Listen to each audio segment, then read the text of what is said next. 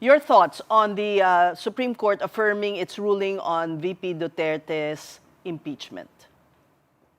Well, one thing's for sure. No, I'm not a lawyer by training, but I've observed this particular, issue for some time.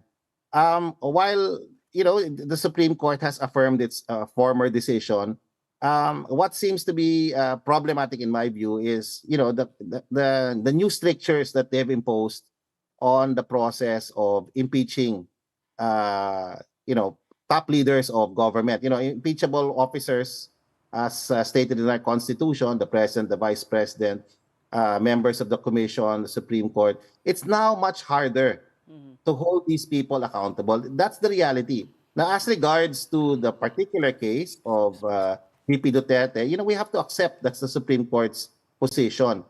But the reality is the decision of the courts didn't just talk about the merits of the case. No, they basically suggested new strictures that make impeachment, holding our own leaders accountable, much harder today. And that's a reality. Now, the House, if it's progressive, will probably have to rethink its rules, no, to go to accommodate these new rulings. But the reality is, it's made impeachment less potent as a tool for holding our officials accountable. That's my own, not off that, it's my position, yeah. Okay, but the question also is, Professor, do you think there is judicial overreach on the part of the Supreme Court with this decision? Because as we all know, under the Constitution, the House of Representatives has the exclusive right to initiate all impeachment complaints. In fact, one of the constitutional framers, Attorney Rene Sarmiento, told our sister program Storycon that he thinks there is judicial interference.